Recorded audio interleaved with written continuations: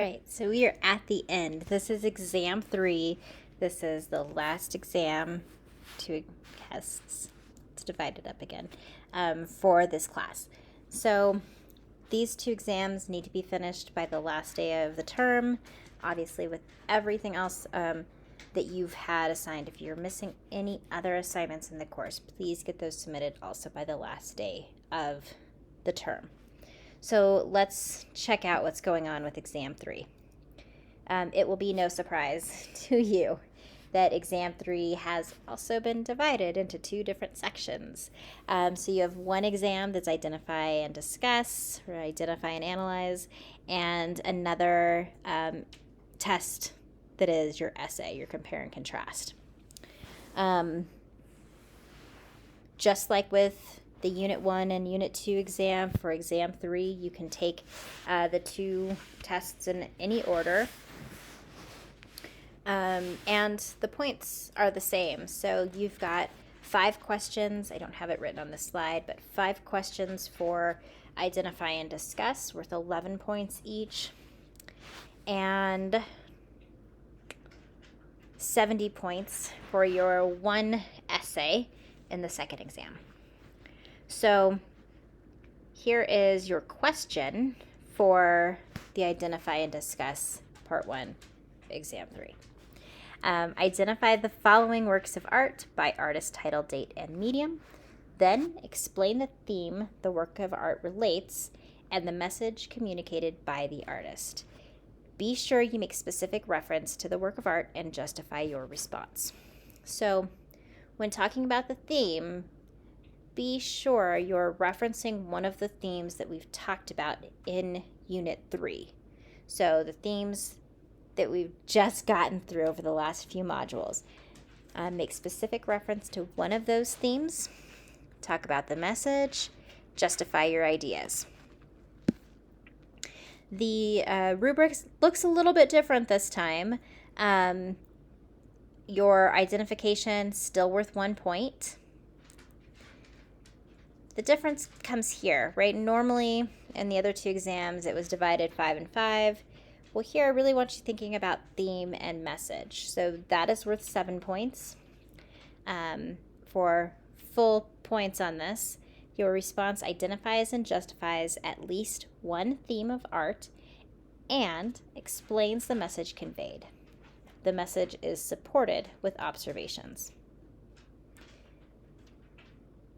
Then, as always, I'm looking for vocabulary terms. That's one of our outcomes for the class. So artistic vocabulary in this case is worth 3 points, up to 3 points. Key artistic vocabulary was incorporated into the response. Cool.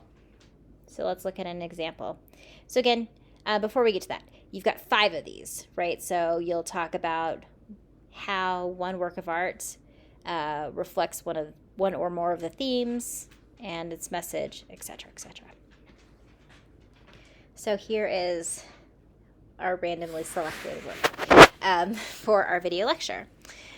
For this, identify the work of art by artist, title, date, and medium. So I've got Michelangelo's David from 1501, and the medium is marble. Explain the theme the work of art reflects. Okay, so I will... let's see, I could go with a number of themes here. I could talk about spirituality, obviously, right? We've got a work of art that reflects a biblical hero. So that's one. I could talk about art and community. This is a work of art that was meant to be displayed in the public forum in Florence and is a work of art that reflects how Florence saw and thought of itself during the Renaissance. Florence looked at itself as being the underdog.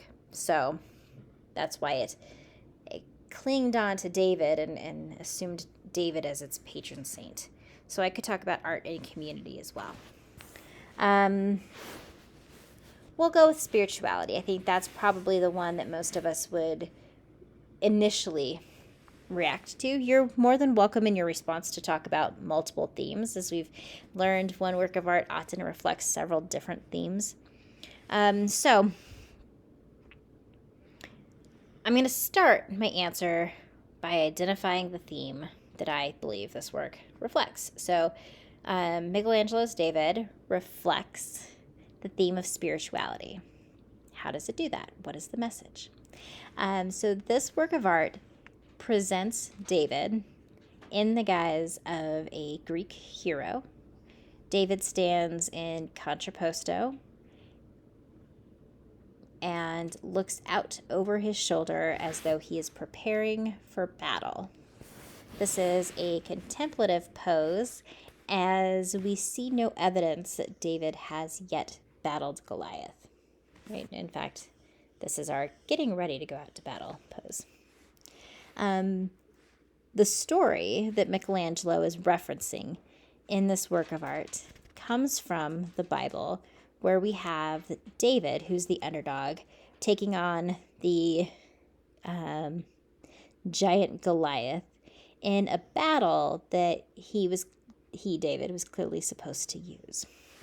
Now, Michelangelo shows David as a kind of thoughtful, planning figure as he stands again in contrapposto, almost visualizing this battle he's about to take on. And we see that when we look into his face as he stares off to the side, right, towards the battlefield, sort of mentally playing what he's about to do. I might also, as part of my response, to throw in some more artistic vocabulary, talk about this as being a sculpture in the round. I used contrapposto. I could use representational. It's a representational work of art. I could use naturalistic, as that's in this as well. So those are some options. Again, you'll have 5 of those. So be sure that your response clearly identifies the work, clearly states what theme or themes you want to talk about, and then explains how that theme is connected to or related to the work of art. Cool. That's worth up to 11 points each for 55 points total. And finally, the second part of exam 3 is the essay. So this is, again, a compare and contrast, and it's presented a little bit differently. Just as with exam 2 for unit 2, you're sort of thinking about everything we've learned so far, thinking about the elements and principles and the media and processes.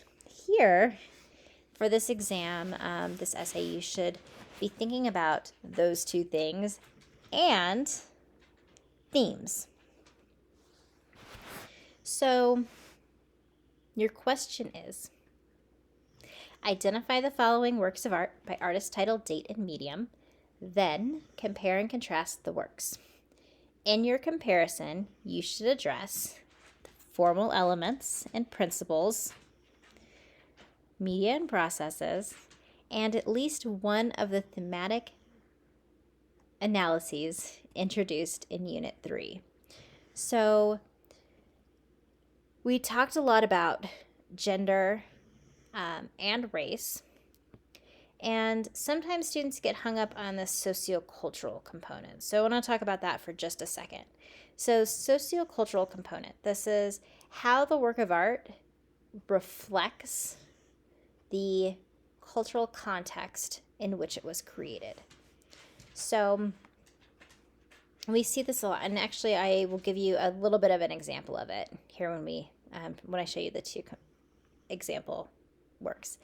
But think about, what does this work of art tell us about the values, beliefs, ideas, events that were happening at the time the work of art was created, right? So works of art, this idea that we've talked about through themes, works of art are kind of windows into their culture. And so when we're analyzing a work of art based on this idea, it's this idea of we're using this work of art to peek into a given culture and learn what we can about their values, beliefs, and ideas from that work. And honestly, if you do a gender or race, critical race analysis, those are both going to require you to think about the sociocultural components as well. Okay? So here's an example. I hope you're not surprised that Kehinde Wiley is in this example. I used him a lot over the over the last few modules.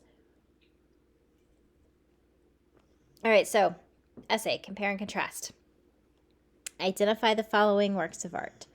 So on the left, we have Kehinde Wiley, Judith and Holofernes. This was created in 2012, and it's an oil on canvas.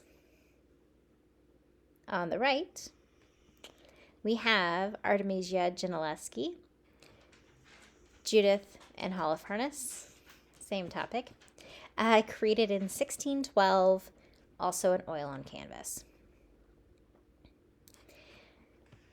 I am not going to go through all of the things about formal analysis and media and processes, but give you some ideas about things you could talk about, right? So both of these works of art are going to use, like I would start by, let me backtrack here. I would start that component, your formal elements component, by identifying 4 or 5 elements and principles that both of these artists are using really well. Or maybe one of them uses a specific element amazingly and the other one doesn't. I don't know. Pick 4 or 5 that really pop out to you. And go back to your visual analysis guide where you've got all that vocabulary written down, and be sure you're connecting that artistic vocabulary with the elements that you're discussing. So I would talk about line in this work. We talked a lot about with Gentileschi how she uses a lot of diagonal lines in her art.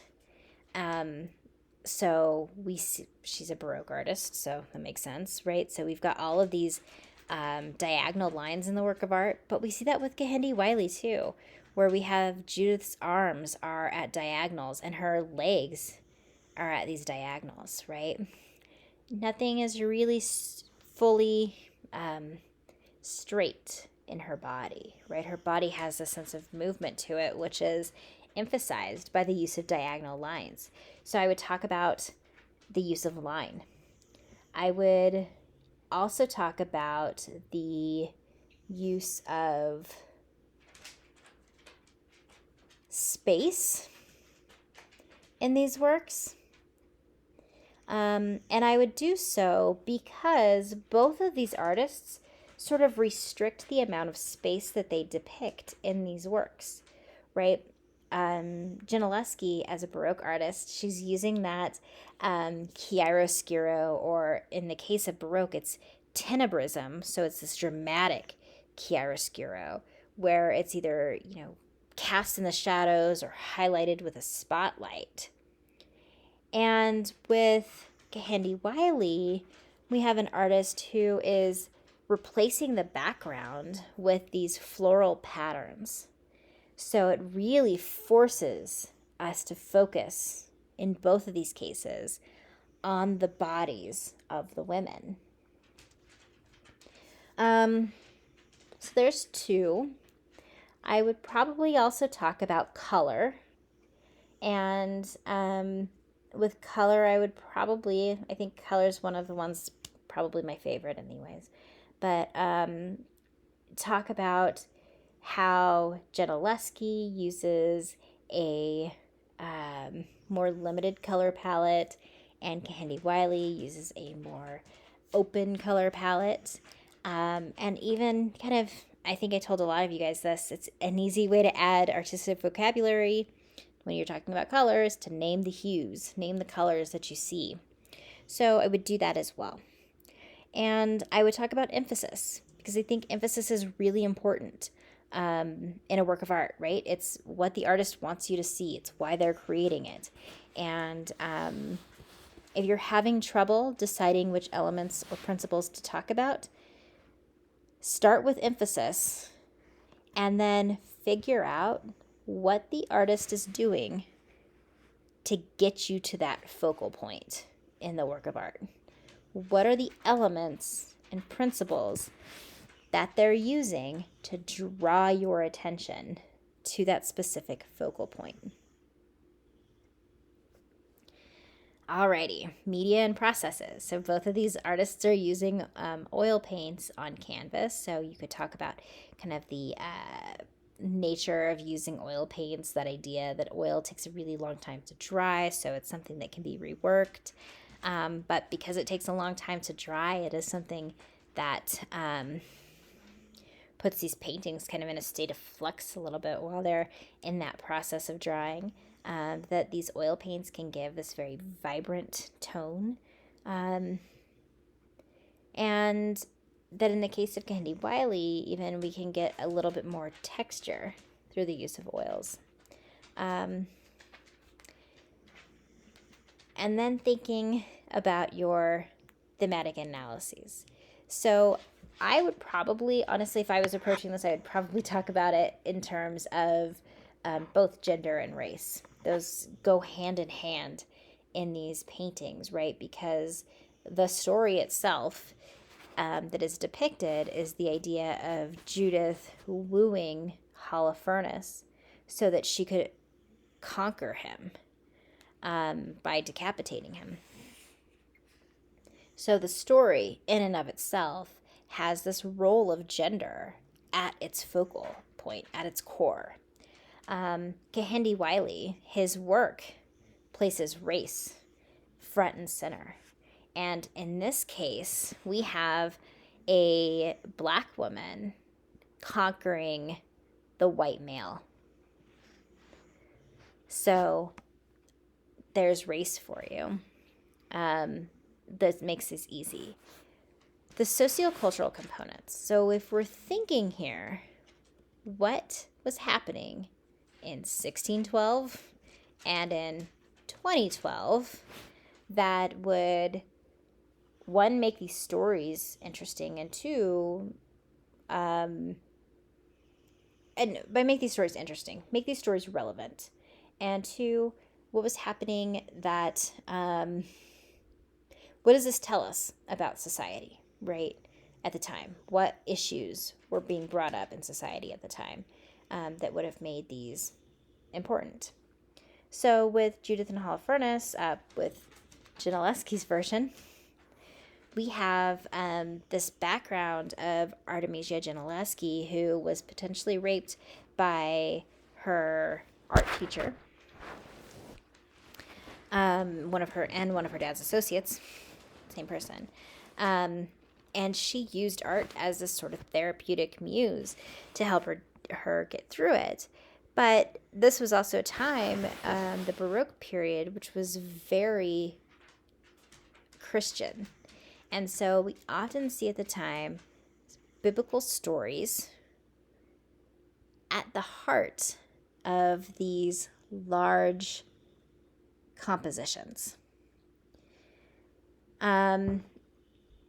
During the Baroque period, we also have this emphasis on theatricality. And so we see that highlighted here by the creation of this painting as though the act was taking place on stage. All right, we talked about that idea where the background is cast in black, and then we've got the spotlight shining on the areas of the work that we need to see in order to understand what's happening. So very Christian period. This is Catholicism now, so you could say a very Catholic period. And a work of art that reflects issues personally impacting Gentileschi. That idea of personal impact we see with Kehinde Wiley as well. Right? This is an artist who uses his art to comment on race and the absence of the Black figure in art. So we have an artist who is going back through classical paintings. And I use classical in like the small C sense, so well-known paintings, that's a better idea. Well-known paintings, and replacing these white figures with African Americans. And so we've got now this African American woman in this place of power, which is reflecting these ideas circulating around 2012 and 2020. This is an ongoing pursuit here, where we have the continuation, really, of the civil rights movement, the Black Lives Matter movement, and this idea of placing the Black body in a space where they're given recognition and representation. So we can talk about that sense of power that comes with being prominently displayed in an art museum. So those are some examples of how you might approach these essay component. Again, the essay, 70 points. And be sure you're thinking about all of these components that we've talked about throughout the term. So the formal elements and principles, media and processes, and those themes that we've talked about. If you have any questions as you prepare. Oh, and I should say this too. The works of art in the test 3 and exam 3, the works of art are coming only from the modules on theme. So you're not going to be asked about a work of art from Unit 1 or Unit 2. Go through Unit 3, the works to consider from Unit 3. Those are where I'm pulling the works of art for your test from. Okay. With that, if you have any questions, please let me know. I'm available in office hours or email. And good luck as you finish out the course.